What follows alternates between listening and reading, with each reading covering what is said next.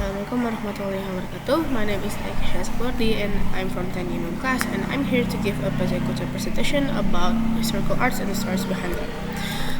This work is called Christina's Work by artist Andrew Wade from 1948. The first woman lying on the ground was Anna Christina Olsen, the neighbor and muse of Wade. While the painting has all the hallmarks of pastoral, Olsen's prose is not one of romantic languor. She suffered from a muscle wasting disorder, which caused weakness in feet and lower leg muscles, and was known to drag herself across the family homestead. This work is called Jack the Ripper's Bedroom by artist Walter Sickert from 1908.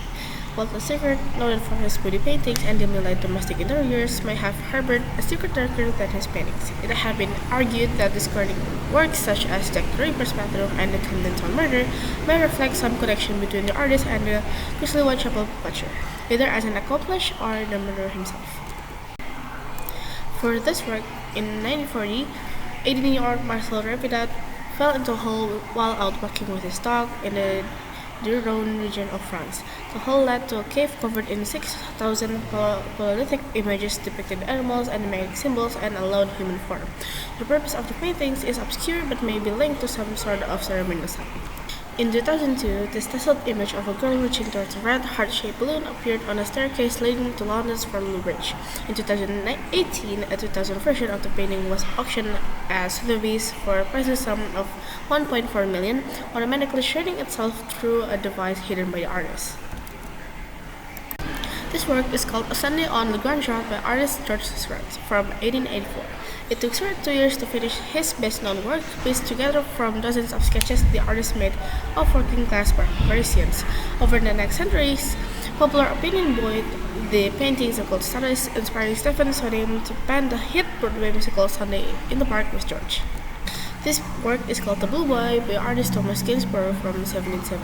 Gainsborough's Blue Boy was an immediate hit when it first debuted at London's Royal Academy of Arts and continues to be reproduced for popular consumption. Believed to be a portrait of Jonathan Bootle, whose father was a friend of Gainsborough, Bootle owned the painting until bankruptcy forced him to sell it. This work is called Washington Crossing the Delaware by artist Emmanuel Lutz from 1851. Not only was the iconic Washington Crossing the Delaware painted almost 75 years after the Revolutionary War, but it was also painted by German artist Emmanuel Lutz in Düsseldorf. Lutz has spent time in the US and paints the scene with the hope that it will inspire European revolutionaries.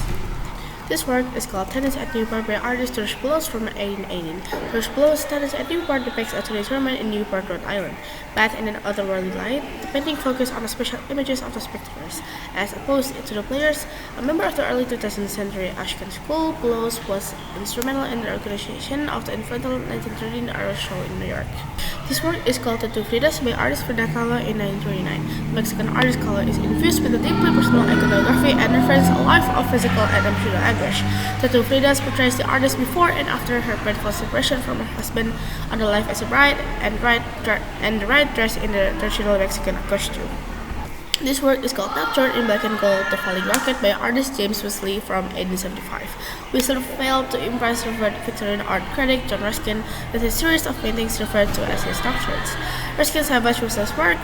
Whistler retaliated by taking Ruskin to court, suing him for libel.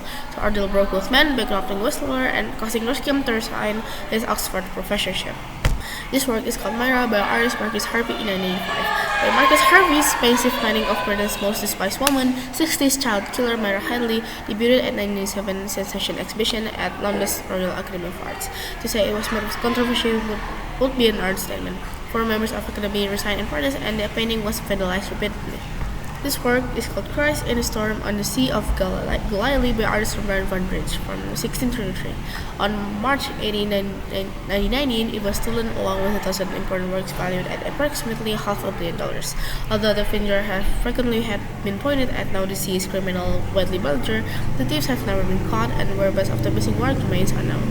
This work is called Starry Night by artist Vincent van Gogh from 1899. In the aftermath of a mental breakdown that resulted in the self-mutilation of his left ear, Van Gogh voluntarily appointed himself to the Saint Paul de Michel Asylum in 1999. During this period, he produced some of the best-known works of his career. The Starry Night shows the views from the east-facing windows of his room just before sunrise.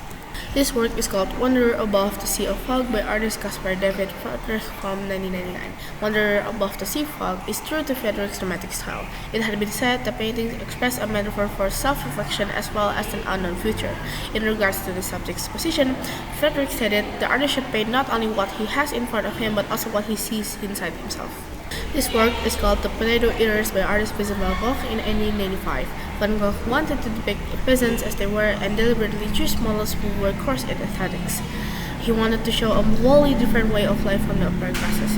He later wrote to his sister and claimed The Potato Eaters to be his most successful paintings. This work is called A Friendly Need by the artist Cassius Marcellus Coolidge from 1895. A Friendly Need is the most popular painting of the dogs playing poker series by Coolidge. The series was originally commissioned by Brown and Bigelow to advertise cigars. While Coolidge paintings was never considered good in art by critics, they have since become iconic, recently selling at Sotheby's for $685,000. This work is called Card Sharps by artist Caravaggio from 1894. The failures of a game of Primero consists of a dupe and two card sharps engaged in a con. Caravaggio has treated these subjects not as a caricature of vice, but in a novelistic way in which the interaction of gesture and glance evokes the drama of deception and lost innocence in the most human of terms. This work is called Saint George and the Dragon by artist Paulo Uccello from 1470. Saint George and the Dragon shows off the Gothic tendencies in Paulo Uccello's art.